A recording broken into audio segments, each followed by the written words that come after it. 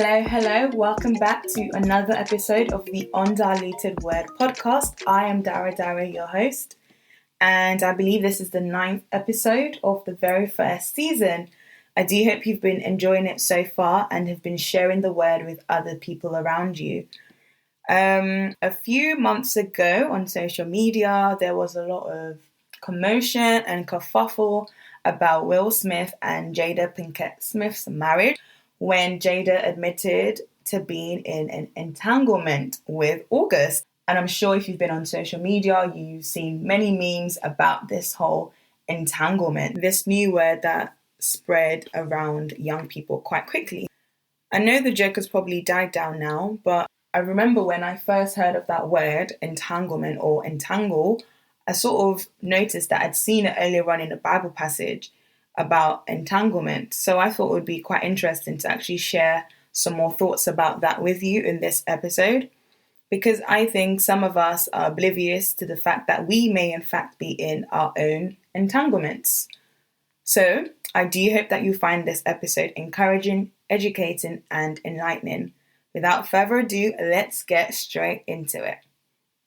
So, as I said in the previous episode, the Christian life is a battle, and we are soldiers. Christians and people on earth, we are soldiers fighting in this battle and on this battlefield.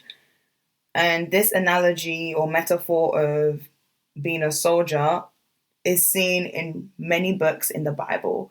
And the key text I'd like to share with you all today is 2 Timothy chapter 2, verses 3 and 5.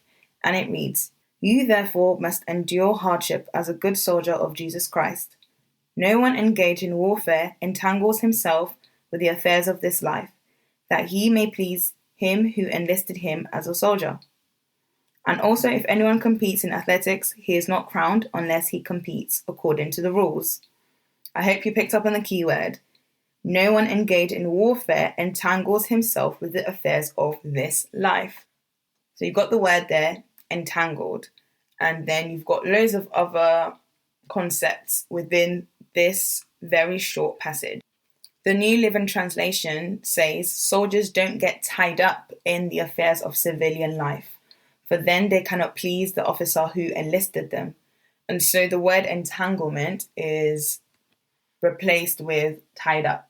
So that's sort of the same concept we are going with here. So a soldier, this is a person who serves in an army. And I went to go and do a little bit of research, a bit more, to find out exactly what it means to be a soldier.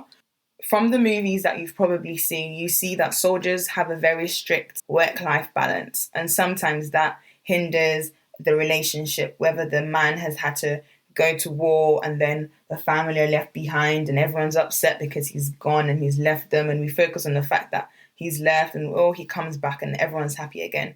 So we can see that they have this strict balance that they have to make between work and social life. I had a look on the British Army website and it talked about how soldiers, they work from 8 a.m. to like 5 p.m. They usually work at a base and they use their trade skills and develop new ones whilst at base. However, they are also sent on missions or operations, shall I say, and because of that, they are then sent away from their routine life. This could be up to 6 months. So within that 6 months, they don't necessarily have contact with their normal life.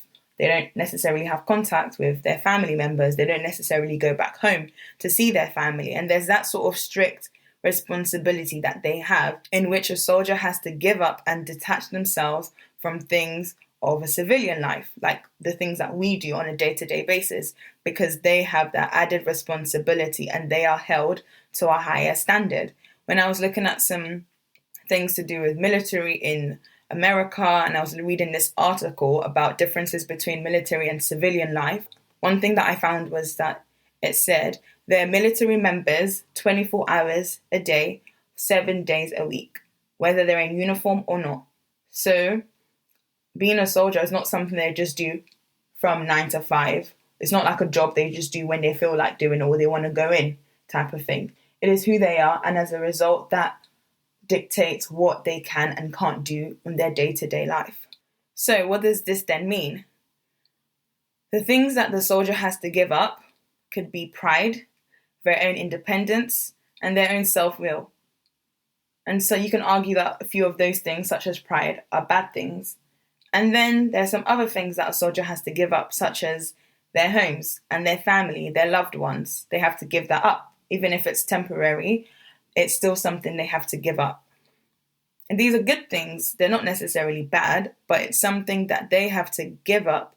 And if he or she is unwilling to give up these things, they are not fit to be a soldier and to accomplish the work that has been set out for them by the officer who has enlisted them. So back to the text again, it says, soldiers don't get tied up in the affairs of civilian life, or in the New King James Version I read at first, no one engaged in warfare entangles himself with the affairs of this life. When the soldier entangles themselves in civilian life, they're not able to effectively carry out their role and responsibility in the army. Joshua 5 verse 14 says that Jesus is the commander of heaven's army. And since I've already said we are soldiers, that means we are soldiers enlisted into the Lord's army. And so therefore it's vital that we don't get carried away with the affairs of this world that we're living in right now, this 21st century. We are also reminded in Romans 12 verse 12, don't copy the behavior and customs of this world, but let God transform you into a new person by changing the way you think. Then you'll learn to know God's will for you, which is good and pleasing and perfect. As a soldier in Christ's army, it's important that we obey and listen to the one who has enlisted us. It's so easy to get carried away with the noise around us that we end up listening to orders, from people that aren't necessarily in a position of authority over our lives and how we lead our lives. There is only one commander of our lives, or there should only be one commander of our lives. No man can serve two masters, so you're either serving God or something else. So I just want to pose a question to you all right now. What are you entangled with? So I'm going to be honest with you all and say that personally I've been in a metaphorical entanglement of my own. I wouldn't go into too much detail, but I would just generally say that I was in a situation that meant that I dedicated a lot of time and effort into this situation, and as a result, all that energy could have been directed somewhere else, doing what I had to do in terms of what God has called me to do. And I think what I was able to learn from that is that the things that you're entangled with, they're usually fun and exciting and don't necessarily look harmful at first because you enjoy it. And that's how things like entanglements can be. You enjoy it. And it can be hard to realize that it's a distraction at first and it's maybe hindering you from achieving what God intends for you to achieve. And maybe something major then happens, or God continues to tug at your heart like he did to mine. He'll continue to tug at your heart, and you just feel uncomfortable in the situation that you're in. And you know that something needs to be done, or else you're just going to be stuck in this weird civil war in your mind about what to do and what not to do. Entangled. Eventually you realize it's time for me to turn back to God, get rid of these distractions, and basically disentangle yourself from these extra things you've decided to entangle yourself with. I hope this doesn't sound too abstract, but other examples that I can also throw out there for you to maybe consider what you may be entangled with are university, school. You get so entangled and caught up with it that you do not have time to focus on God and his plans for your life and what he wants you to do as well. All your focus and energy is directed towards going to school and just achieving that alone. There's nothing wrong with going to school. I go to school. I go to uni. I wouldn't say there's anything wrong in that. But there is a problem when we entangle ourselves so much with it that it then interferes with our obedience to God, the person who has enlisted us. Relationships could be a form of entanglement. Jobs could be a form of entanglement. Our jobs, love for money or money in itself can be an entanglement. Living a lavish lifestyle, that could be an entanglement of itself. So, I ask you once again to consider, what are you entangled with? So earlier when I said, usually you don't really realize that you are entering an entanglement until something drastic happens and you realize, oh, how did I get here? I'm going to use the example of Lot in the Bible to explain my point a bit further. So who is Lot? Lot is Abraham's nephew, and if you remember from the first episode, I did speak about Abraham and his wife Sarah. Check out Wait for the But if you have not listened to that episode yet. Back to Lot. So Lot and Abraham were set out to go towards Canaan.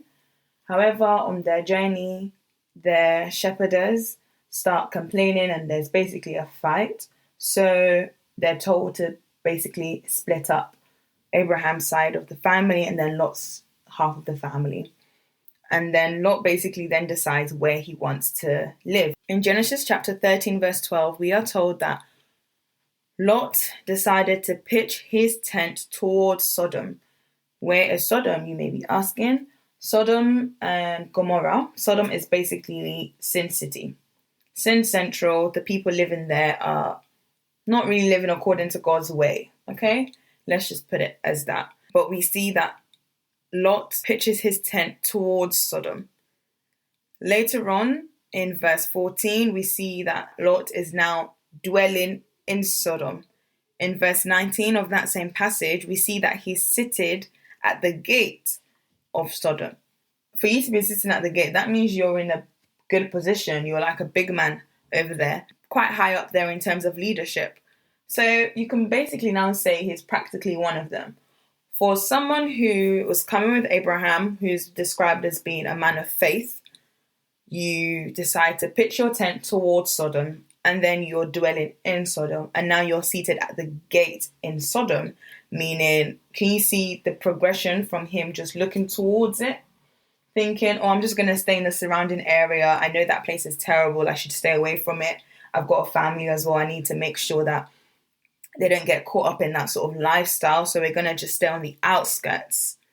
From being on the outskirts to then being a leader at the gates. How did that happen? How did we get right here?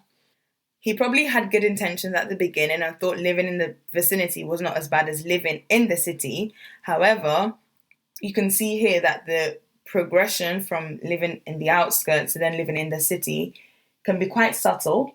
And so you fall into this entanglement without really realizing it. You may be wondering, where did it all go wrong? However, you can see that his actions from the beginning showed where his heart always was. What you want is revealed in your actions. He knew what Sodom was like.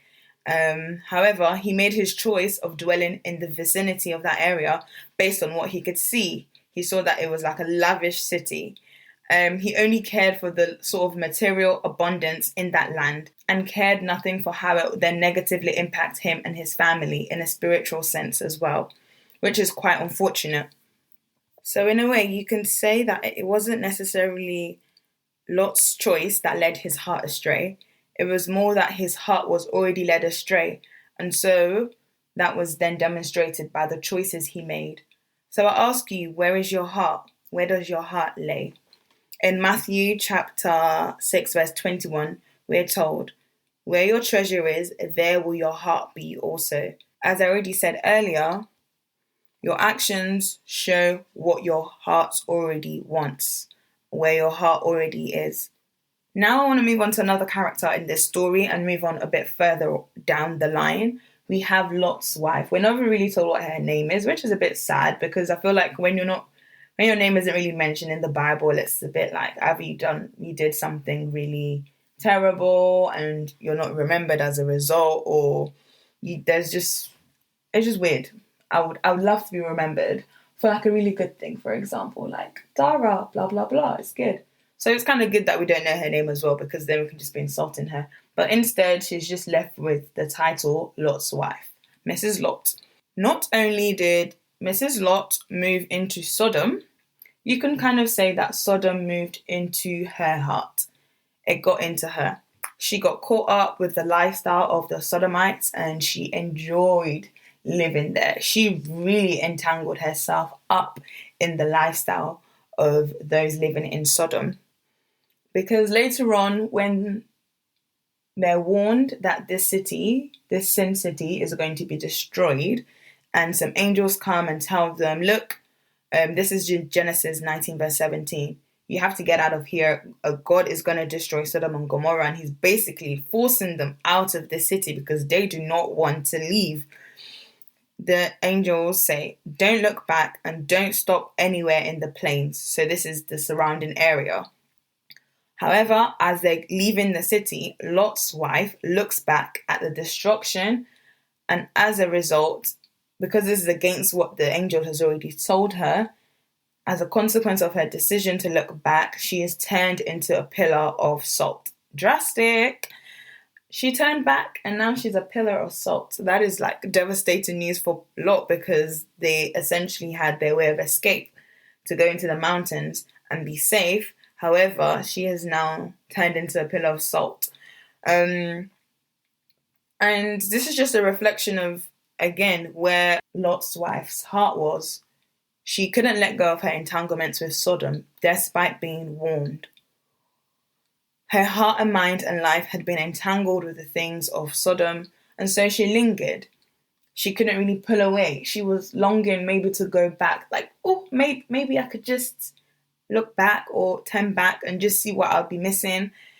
And because of that, even though she was assured safety in the mountains and escaping from Sodom's destruction by God, she loved the world a lot more than she loved God. And so as a result, she paid for that.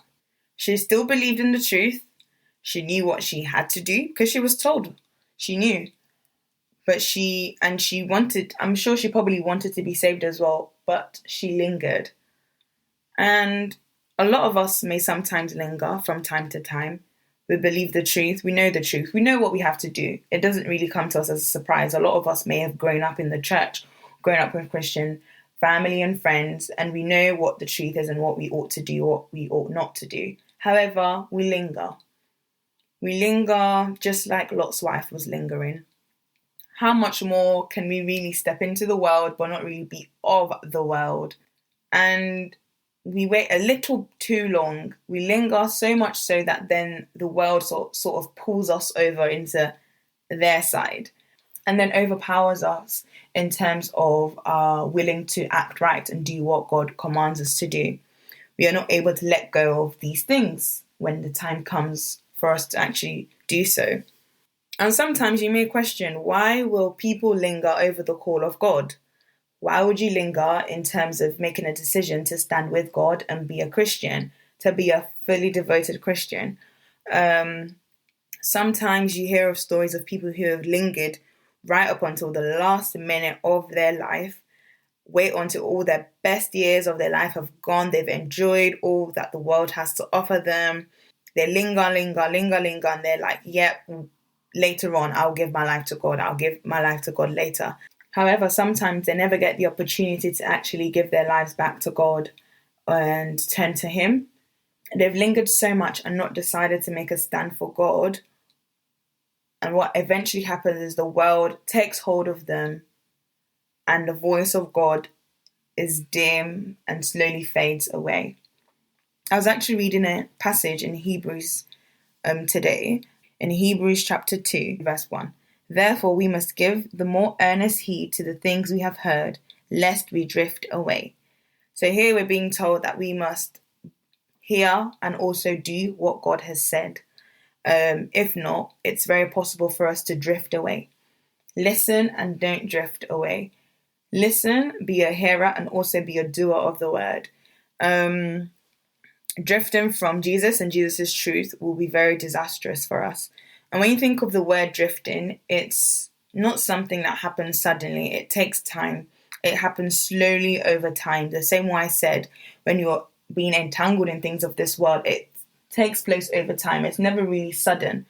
If you think of a boat, or you picture a boat that has an anchor, the anchor keeps the boat from floating away.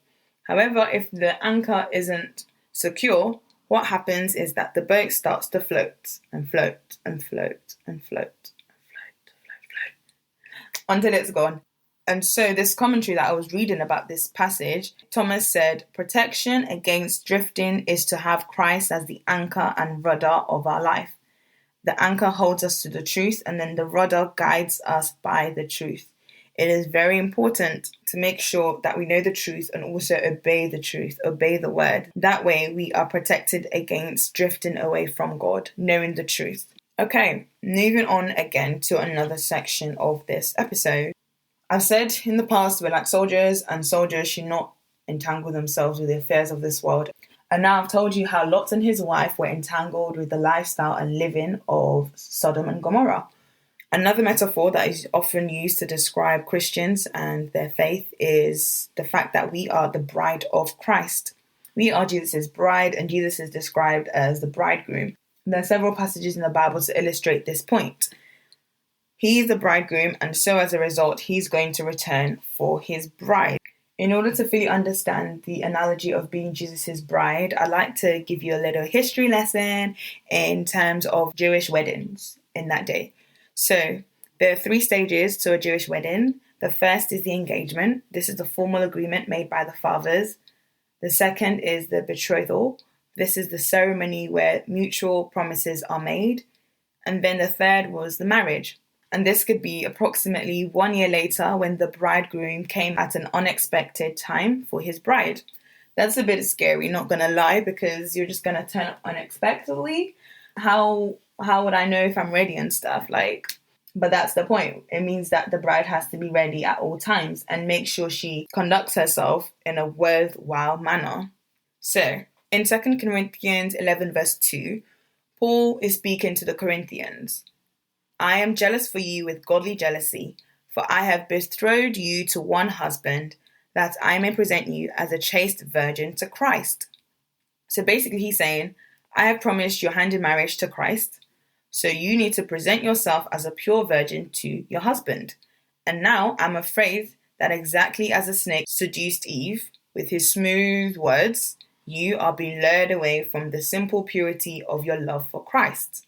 Ooh.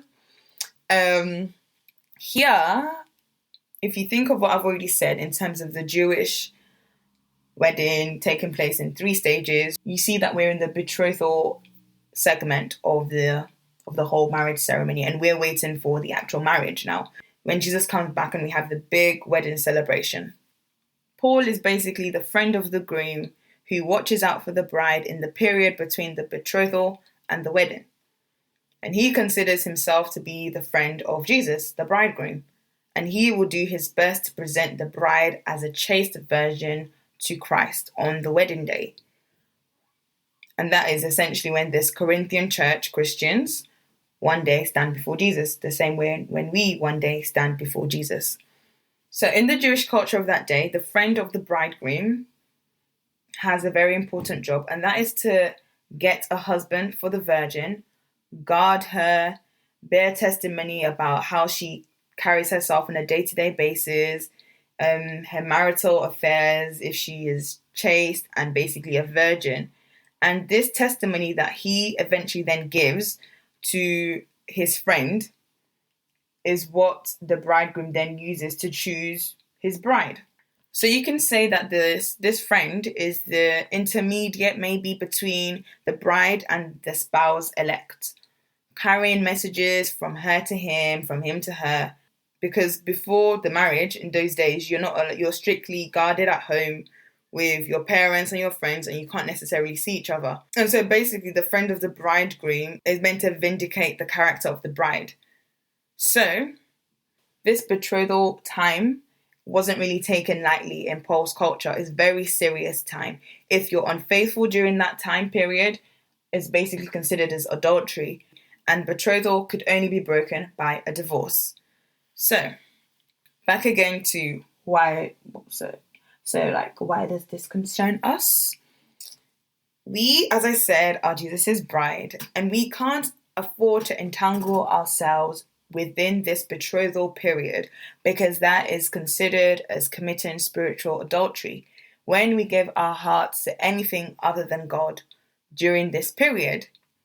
It is important as well to be ready at all times because, as I said, the bridegroom comes at an unexpected time for his bride. And so during this period, we need to make sure that we are being faithful to our soon coming bridegroom. Paul gives a warning in Romans 12 verse 1 to 2. I beseech you, therefore, brethren, by the mercies of God, that you present your bodies a living sacrifice, wholly acceptable to God, which is your reasonable sacrifice.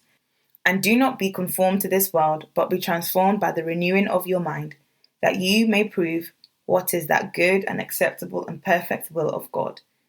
J.B. Phillips has a really beautiful and memorable translation of this same text, and it reads, "With eyes wide open to the mercies of God, I beg you, my brothers and sisters, as an act of intelligent worship, to give him your bodies as a living sacrifice, consecrated to him and acceptable by him.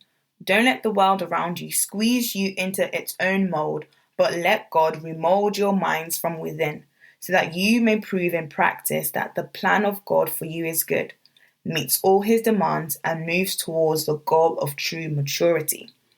Beautiful, right? So, I do want to delve into that more, but I want to leave you with the thoughts I've already shared within this episode, to marinate on the thoughts, what are you entangled in, and to really search your hearts to figure out whether you are in any entanglements of your own. Where does your heart lie? In response to Jesus being asked, what is the greatest commandment in the law? Jesus said, "You shall love the Lord your God with all your heart, with all your soul, and with all your mind."